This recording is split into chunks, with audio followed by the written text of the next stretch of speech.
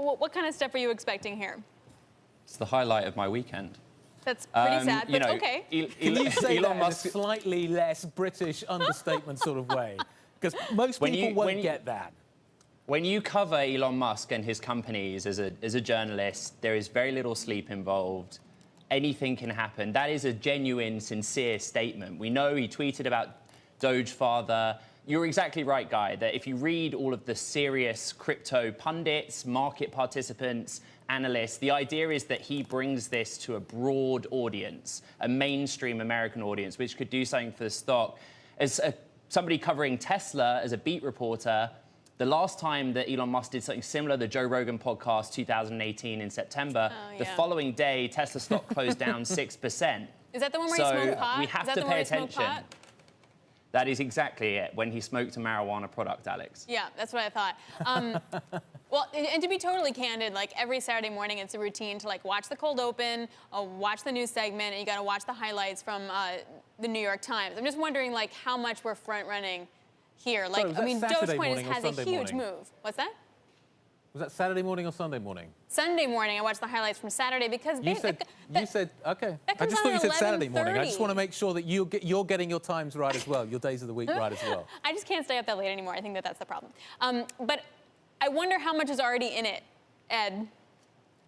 Yeah, look, I think the thing about Elon Musk is he does not behave like a standard chief executive officer of an S&P 500 company. He doesn't behave like a fiduciary or a director of any publicly traded company. He uses Twitter as a means to communicate very actively. He discloses company developments, not just for Tesla, which is publicly traded, but for SpaceX as well. It's very difficult to get information in a timely fashion out of SpaceX. Usually the first way to hear about it is with Elon Musk. So I think the expectation fairly is that there is a chance that he says something about either company or he says something controversial. You know, based on past precedent, he has not been afraid to wade into the COVID debate and questioned how the virality of COVID-19, as an example. He's questioned regulators and public officials on social media platforms and podcasts. So we're kind of bracing, guys. We're bracing, but we're excited as well. He has a cult following. He is entertaining, and people really believe in his messages.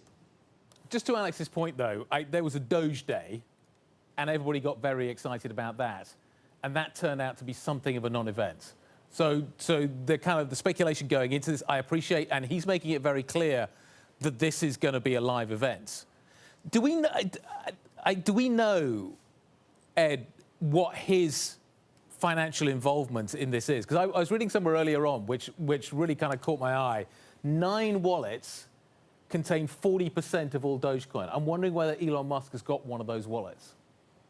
I'm wondering as well. We don't know definitively. You know, Elon Musk gives both narratives about cryptocurrency. He put his money where his mouth is with Tesla, you know, and they made, you know, $100 million of profit in the quarter from their Bitcoin investments and trimming their position by 10%. He has said repeatedly that he wishes he had got into several different currencies earlier, but then at the same time, you know, in the last few days, he said that he's excited about cryptocurrencies, but people should invest with caution, you know, covering himself.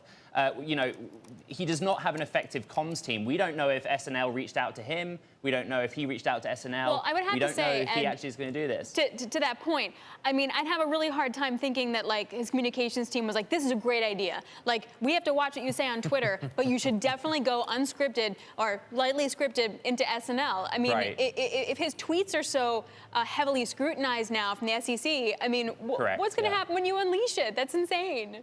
Well, one thing I'd point out is that, you know, I've sat through a lot of Elon Musk earnings calls, and I think back to Battery Day of last year, where the company was trying to communicate a very clear strategy for batteries and battery packs going forward, central to the company's business. But Elon Musk does have a tendency to go off script. He will often jump in and interrupt other executives. You know, you start your earnings call, the CEO reads off the piece of paper, the prepared remarks. There are never prepared remarks of Elon. You know, it always goes in a different direction. So it's interesting to see how Saturday Night Live will go.